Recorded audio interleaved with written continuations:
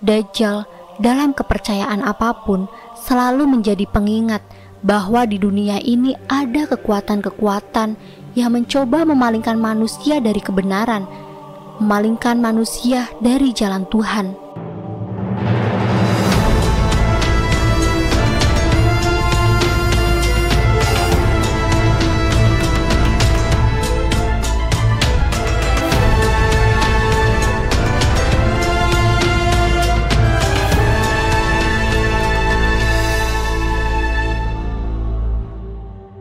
Assalamualaikum warahmatullahi wabarakatuh. Semoga kalian semua senantiasa dirahmati oleh Allah Subhanahu wa Ta'ala.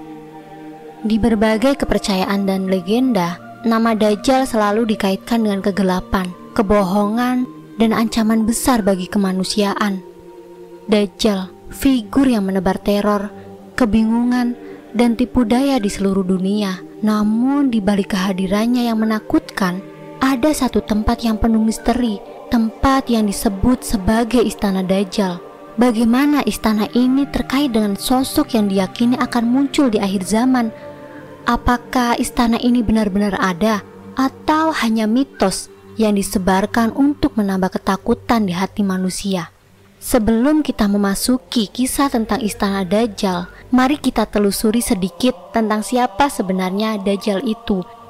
Dalam banyak tradisi agama, Dajjal dikenal sebagai sosok yang membawa fitnah dan kebohongan besar pada umat manusia. Di dalam Islam, ia digambarkan sebagai makhluk yang muncul di akhir zaman dengan satu tujuan, yaitu menyesatkan sebanyak mungkin manusia. Dia akan mengaku sebagai Tuhan, menyebarkan kebohongan dan tipu daya untuk menguji keimanan manusia. Dimanapun dia melangkah, kerusakan akan mengikutinya. Namun tidak banyak yang tahu bahwa di balik sosoknya tersimpan misteri besar yang berkaitan dengan tempat tinggalnya atau Istana Dajjal. Dari manakah cerita tentang istana ini berasal? Mengapa istana ini dianggap sebagai pusat dari kekuatannya? Dajjal dalam ajaran Islam disebut sebagai musuh utama yang akan muncul di akhir zaman. Namun sejarah tentang Dajjal bukan hanya milik Islam saja. Dalam Kristen dan Yahudi ada cerita-cerita serupa tentang sosok antikristus yang akan menipu banyak orang. Beberapa menyebutnya sebagai sosok yang akan datang dari wilayah barat dengan pengaruh besar dan pengikut yang kuat. Sejak dahulu para cendekiawan dan ulama telah memperdebatkan kapan dan bagaimana Dajjal akan muncul. Namun satu hal yang pasti, ia akan membawa kehancuran. Lalu bagaimana dengan Istana Dajjal? Benarkah tempat ini ada?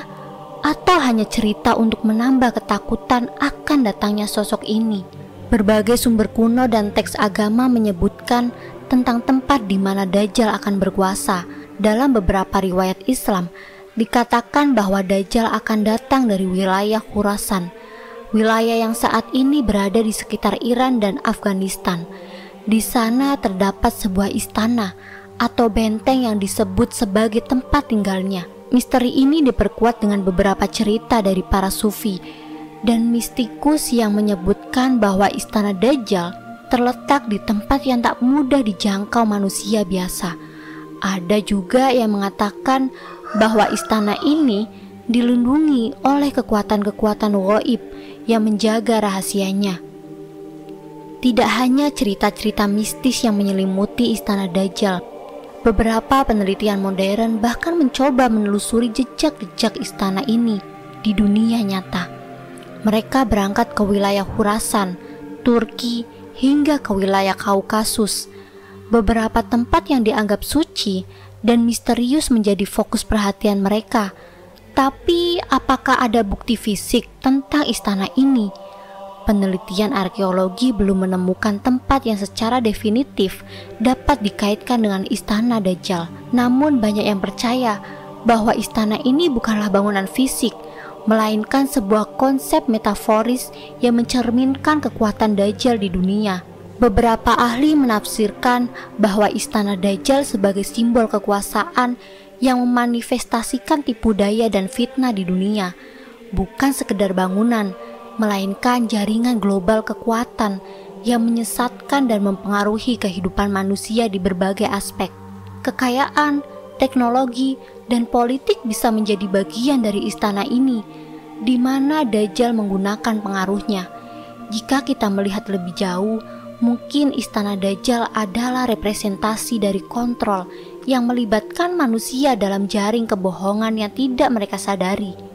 Penting untuk kita ketahui saat ini di Jabal Habsyi, terletak 12,5 km dari kota Madinah, terdapat suatu bukit yang di puncaknya dibangun suatu gedung yang diberi nama Kingdom Palace. Sebagaimana diriwayatkan di dalam Sahih Bukhari, kelak di akhir zaman, Dajjal akan terus menyerang semua manusia dan semua tempat hingga sampailah Dajjal di kota Madinah Al-Munawwaroh. Akan tetapi Dajjal tidak bisa masuk ke dalamnya, maka akan berguncanglah kota Madinah dengan 3 kali gempa.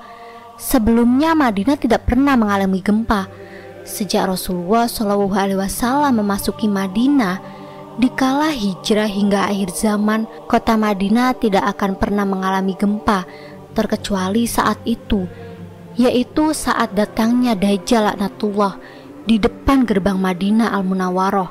Pada saat itu Madinah akan mengalami gempa sebanyak 3 kali guncangan, sehingga menyebabkan berhamburanlah semua orang kafir dan munafik. Maka Imam Ibnu Hajar berkata di dalam kitabnya Fathul Bari Bisyarah Sahih Bukhari bahwa dikala itu Rasul mengatakan munafik, fasik, kafir semuanya keluar dari Madinah menuju Dajjal di sebuah bukit itu kecuali orang-orang mukhlisin, yaitu orang-orang yang mencintai Rasulullah SAW yang tidak akan berkembing dari Madinah Al-Munawwaroh. Imam Ibnu Hajar menukil salah satu hadis dalam kitabnya dengan sanad yang sahih bahwa Rasulullah SAW telah menjelaskan Dajjal itu berkata, itu Masjid Muhammad, itu Masjid Nabawi yang harus kita kuasai. Dari kejauhan Dajjal menunjuk kubah hijau masjidnya Rasulullah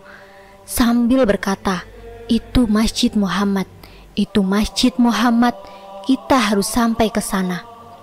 Lantas Rasulullah SAW bersabda sebagaimana riwayat Sahih Bukhari, di saat itu Madinah mempunyai 7 pintu dan di setiap pintunya dijaga oleh 2 malaikat, sehingga Dajjal tidak bisa masuk ke dalamnya. Rasulullah SAW bersabda, Al-Masih, Ad-Dajjal tidak akan bisa memasuki Madinah yang pada saat itu memiliki 7 gerbang atau 7 pintu, yang di setiap gerbangnya akan dijaga oleh 2 malaikat. Sahih Bukhari. Jika kita melihat peta Madinah Al-Munawwaroh saat ini, akan terlihat 7 jalan utama untuk memasuki kota suci itu. Ketujuh jalan tersebut adalah berasal dari Jeddah, Mekah, Robik, Bandara, Tabuk, dan 2 lagi dari wilayah sekitarnya. Kemudian Dajjal berusaha mendekati kota Madinah dan mencari jalan di setiap sudutnya, tetapi malaikat menghalanginya dengan pedang. Dajjal akan sampai ke tanah lapang Al-Jurf dan membuat kemah. Kemudian dalam sebuah hadis lain disebutkan bahwasanya Abu Sa'id meriwayatkan bahwa Nabi SAW bersabda, Dajjal akan tiba dan dia terlarang untuk memasuki kota Madinah. Dia akan tinggal di sebuah daerah bergaram di sekitar Madinah. Sahih Bukhari. Nabi SAW bersabda, Dajjal akan mendaki gunung dan melihat ke arah kota Madinah. Kemudian dia akan mengatakan kepada para pengikutnya, kalian melihat istana putih itu? Itu adalah masjidnya Ahmad. Kini di pinggiran kota Madinah, tepatnya di Jabal Habsyi, sekitar 12,5 km dari Madinah, telah berdiri sebuah bangunan megah yang didirikan oleh kerajaan Arab Saudi. Bangunan tersebut dikenal dengan nama resmi Kingdom Palace atau Istana Kerajaan Saudi, tetapi penduduk setempat menyebutnya sebagai Dajjal Palace atau Istana Dajjal. Banyak ulama mengatakan bahwa bangunan tersebut dibangun di atas gunung bergaram, gunung yang mineralnya mengandung unsur garam, sebagaimana telah disabdakan oleh Rasulullah SAW. Dan jika kita lihat dari istana kerajaan atau Kingdom Palace yang berada di atas Jabal Habsyi, maka Masjid Nabawi berada lurus di timur istana tersebut. Begitupun bila kita tarik garis lurus dari Madinah Al-Munawwaroh, maka akan berujung di negara Israel. Sebagaimana kita ketahui, di sana terdapat Danau Tabari atau Tiberias yang menjadi salah satu tanda kemunculan Dajjal dengan surut airnya. Sekarang airnya sudah surut sepertiganya, padahal sejak dahulu permukaan airnya tidak pernah surut. Kita pun telah melihat sekarang, Masjid Nabawi tampak sangat besar dan megah, juga indah bagaikan istana putih, bahkan dilihat dari luar angkasa pun terlihat putih kemilau, seperti yang diceritakan oleh Rasulullah SAW. Padahal pada saat itu Rasulullah SAW mengucapkan hadis di atas. Saat itu Masjid Nabawi masih sangat sederhana, yang hanya terbuat dari lumpur basah berwarna coklat dan juga batu bata, dan beratap pelepah daun kurma, tidak seperti sekarang yang sangat megah bak istana putih. Dari mana Rasulullah SAW mendapatkan pengetahuan tersebut? Inilah salah satu tanda bukti lagi kebenaran sabda Rasulullah SAW sebagai utusan Allah yang telah nyata adanya. Misteri istana Dajjal tetap belum terpecahkan. Apakah tempat ini benar-benar ada atau hanyalah simbol dari kekuatan besar yang akan merusak tatanan dunia? Kita mungkin tak akan pernah tahu sampai saatnya tiba. Satu hal yang pasti, kisah ini mengajarkan kita untuk waspada terhadap segala bentuk kebohongan dan tipu daya Dajjal. Dajjal dalam kepercayaan apapun selalu menjadi pengingat bahwa di dunia ini ada kekuatan-kekuatan yang mencoba memalingkan manusia dari kebenaran, memalingkan manusia dari jalan Tuhan. Gambar yang ditampilkan hanya ilustrasi, dan kami memohon maaf jika ada kesalahan dalam penulisan maupun penyebutan. Semoga konten ini bisa bermanfaat dan bisa memberikan inspirasi kebaikan dalam kehidupan sehari-hari. Wassalamualaikum warahmatullahi wabarakatuh.